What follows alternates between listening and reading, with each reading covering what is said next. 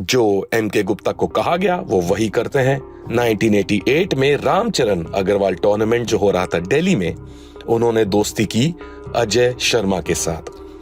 उन्हें 2000 रुपए भी दिए गए as a token of appreciation for one particular knock, and he also gave him his telephone number. वही कहना था कि अगर कोई मदद की जरूरत पड़े, कोई भी प्रॉब्लम हो तो मुझे कॉल करना। दोस्ती गहरी होने के बाद उन्हें क्रिकेट किट सप्लाई किए, फाइनेंशियल मदद करी, जैसे हर कोई एक साधारण दोस्त करता है। एंड 2 साल बाद अजय शर्मा सेलेक्ट हो गए for the Indian cricket team. M K Gupta stated during the India tour of New Zealand in 1990, Ajay Sharma उन्हें कॉल करके डिटेल्स प्रोवाइड किया करते थे, उन्हें इंफॉर्मेशन दिया करते थे about the weather, the pitch, team composition etcetera.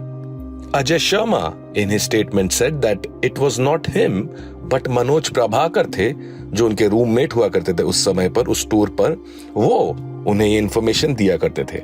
लेकिन this appears unlikely as Manoj Prabhakar had not been personally introduced to M.K. Gupta.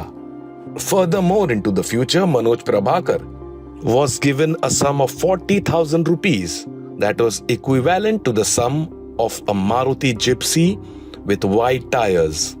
जो M.K. गुप्ता ने कहा कि आपको वो चौड़े टायर्स वाली मारुति जिप्सी जब मिलेगी, जब आप हमारा इंट्रोडक्शन करा लेंगे अरविंदा डी सिल्वा से, जो मनोज ने डिनाई किया है। लेकिन मनोज ने यह भी कहा है कि 1992 में ऑस्ट्रेलिया सीरीज में नवजोत सिंह सिद्धू ने हारने के लिए पैसे लिए हैं। 1994 में Kapil Dev gave an offer for 25 lakhs if he was to lose the match. And in 1991 Delhi बना बॉम्बे में रणजी के क्वार्टर फाइनल में दिल्ली से अजय शर्मा खेलते थे, तो उन्होंने भी क्वार्टर फाइनल में हारने का डील लिया। और इसी दौरान अजय शर्मा बात करवाते हैं एम के गुप्ता की मोहम्मद अजहरुद्दीन से।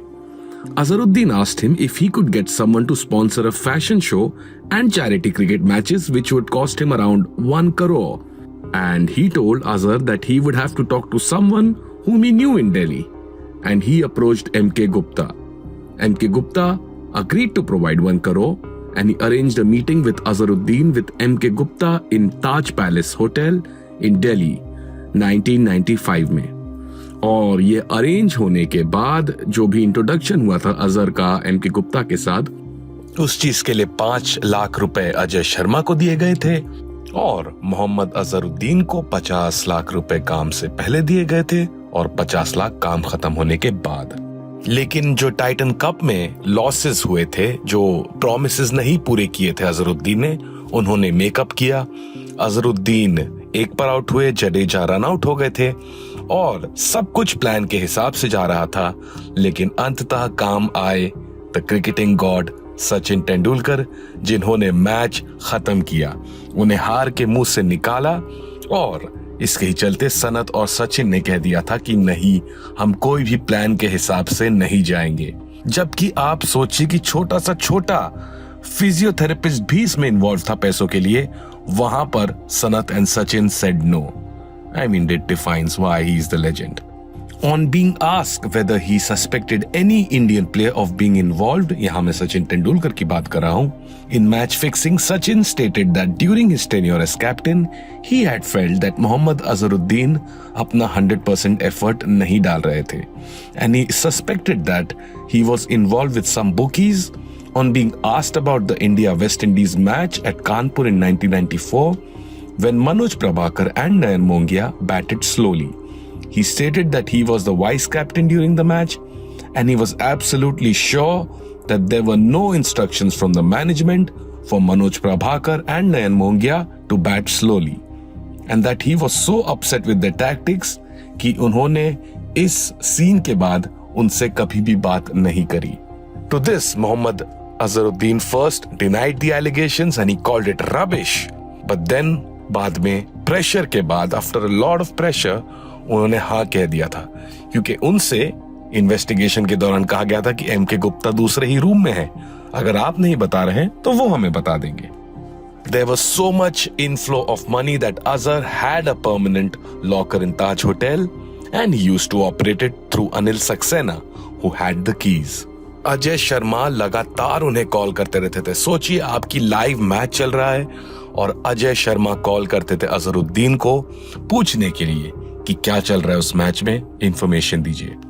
एंड कुछ समय के अंतराल के बाद कुछ बड़े नाम सामने आए, सब एक तहलका टीवी के स्टिंग ऑपरेशन के बाद। Sunil Gavaskar, Ravi Shastri, former BCCI president Navjot Singh Sidhu, they were all caught in a sting operation conducted by तहलका टीवी। ये सारी की सारी इन्वेस्टिगेशन के बाद सीबीआई ने एक 75 पेज की, एक 75 पेज का डॉक्यूमेंट पब्लिश किया और उसमें कहा क्लियरली कि मैच फिक्सिंग हो रही है। CBI gave the name of 5 Indian players and 9 international players, but court ने कहा कि ये केस कोर्ट में खड़ा नहीं रह पाएगा और केवल 4 ही केसेस इन पर लगाए जा सकते हैं।